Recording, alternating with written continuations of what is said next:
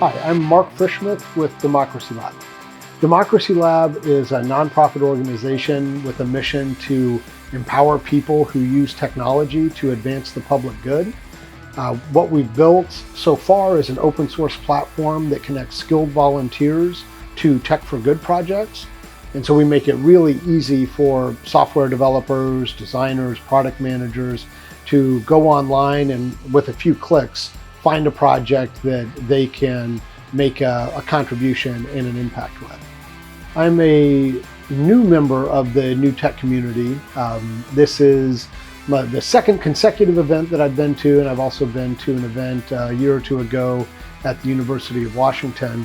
I've been very impressed at all of those events at the energy and warmth of the community, and would be a more frequent participant if my daughters were not ages 1 and 4. If I had more time on stage, I would talk a lot more about the lessons that we've learned along the way in building DemocracyLab.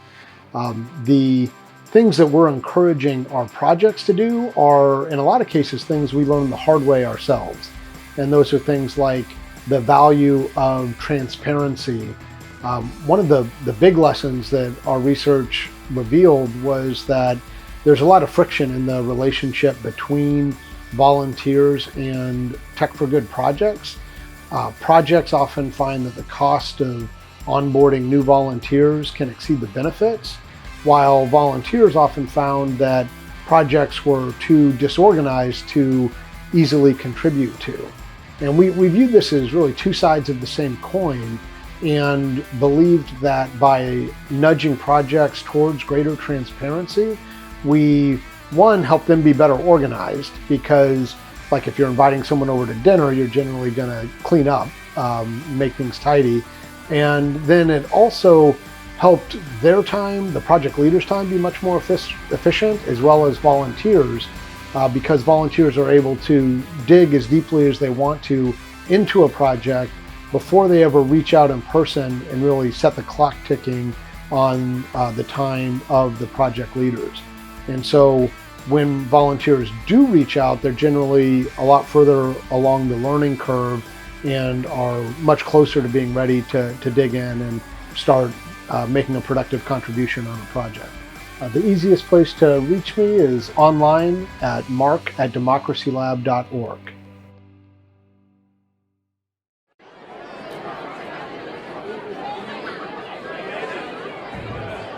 Democracy? You like living in a democracy? You're going to like Mark.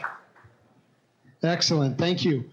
Well, I am Mark with DemocracyLab. I'm really excited to be here tonight and share with you what I believe will be my life's work. But before we really dive in, a question. How many of you volunteer, just by a raise of hands? Excellent. Thank you for giving back. And how many of you volunteer using your highest skill? So if you're a heart surgeon, you volunteer doing heart surgery. If you're a software developer, you volunteer doing software development. How many of you fit that bill? So considerably fewer. All right, so this is the issue that we're going to dig into. So first I want to talk about this equation. Cognitive surplus plus ethical debt equals tech volunteerism. Cognitive surplus is something many of you may have heard of as a concept. It's the idea that many of us are privileged to not have to use all our mental energy assuring our own survival. We have time and the ability to do things just for fun. We can game, we can solve puzzles, we can watch TV, but we have this brain power that is not being used oftentimes to better ourselves or better our society. And mostly that's okay, but think about the next concept of ethical debt. There are lots of really big problems in the world, things like climate change, inequality, injustice, and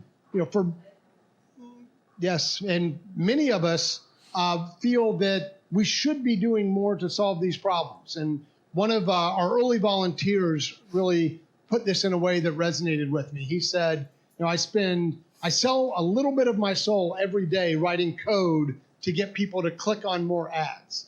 And I earned that back every night volunteering for DemocracyLab. And he made great contributions. But this is what more people want to be able to do. If you think about this cognitive surplus, this ethical debt that we can and should be doing more, this leads to people like you using their highest skills to advance the public good. Now, the problem is that it's surprisingly difficult for tech volunteers to find opportunities to use their talents in projects that match their skills and interests. And the solution to this problem is DemocracyLab. We've designed our platform to optimize the connection between skilled volunteers and tech for good projects. We're a nonprofit that's built an open source platform that is designed to, with a few clicks, make it really easy for you. If you're a software developer and you care about the environment, you can, with a few clicks, find a project that deals with it. If you're a designer and you care about homelessness, in a few clicks, you can find a project that deals with it. We launched an MVP version of our platform about a year ago, and we've been making incremental improvements every 2 weeks as we're releasing new features, new enhancements, and now it's decent. And we have 64 different projects on our platform, about 1,200 users a month, and are looking to expand our focus beyond the Puget Sound region where we have been. But when we first launched, we had a problem. We had built this platform to connect projects and volunteers, but we had no projects and we had no volunteers. So we sought to solve this problem by convening all the Tech for Good organizations that we could find, bringing them all together, encouraging a lot of collaboration. And at our first hackathon that we convened, we brought 100 volunteers together with 21 projects, and everybody liked it so much that we just kept doing it. And what's different about our hackathons is the intent is not to start and finish something in a day, but to make incremental progress on projects and start to develop long-term relationships between projects and volunteers. And it's working. Our project leaders say that we have helped nonprofits connect to the tech community, and they benefited from the standards and best practices that we've shared, that we found the secret sauce to bring inspirational projects and skilled volunteers together, that we have been an essential resource for government stakeholders as they seek to make a difference in their work, that we've helped build open source community, and some volunteers have devoted hundreds of hours outside of the hackathon events themselves, and that projects have seen incredible benefit from the community that we've created. The trouble in our paradise is that our two-sided marketplace is difficult to monetize. We're connecting skilled volunteers with a low willingness to pay to projects, not nonprofits and startup tech for good projects with a low ability to pay. And so we're looking to solve this puzzle by engaging corporations to invest in their company culture and do tech for good hackathons for their employees, giving back to the community, increasing employee job satisfaction and retention, and helping us develop a sustainable revenue source as we look to expand our work, both here locally and across the country. So thank you very much. Look forward to your questions. Yes. How do you make money for your operations? We don't, and that is what this corporate hackathon strategy is intended to do, to bring together projects, package them and present them to local tech companies, and then orchestrate their employee engagement effort. This is a post on Medium that describes the first of these that we did at Textio. But this is the problem that we have, is we're creating lots of value in the work that we're doing, but it's all public value. We're not capturing at this point any of it. So we need to create more value for clients that can afford to pay us, which would be the tech economy of Seattle. Yes? What's the scope for your future efforts? Are you just focused mostly on local area, or are you planning to stretch across to get places like Cleveland or New Orleans to make sure that access is Yeah, there's eventually the vision is that this is a global enterprise. There's no reason that this need exists everywhere. And we see it. I'm pretty active with Code for America. The Open Seattle, the local brigade, and there's 70 plus brigades. Little chapters of Code for America across the country. They all have this exact same problem, and so does Code for Poland. So does Code for Kenya. All the Code for Pakistan. All these different tech for good organizations all around the world have the same problem of trying to efficiently connect volunteers with the right project fit for them to contribute to.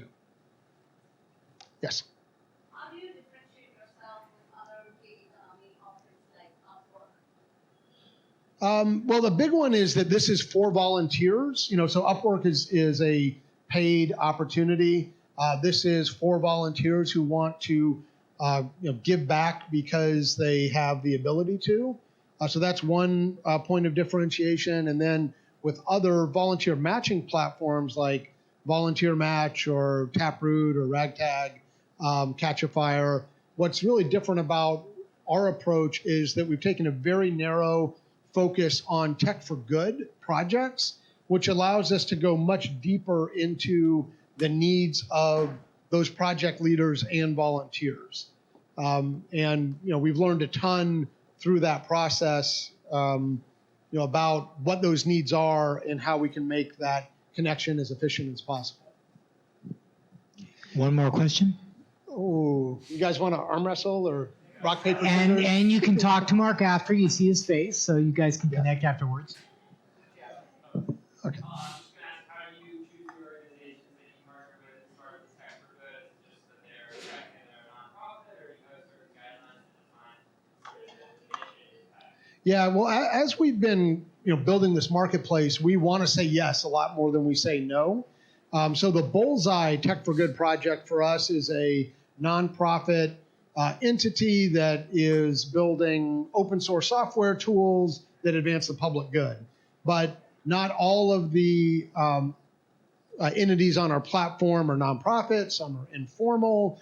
Some are social purpose corporations. Not all of the work being done is open source.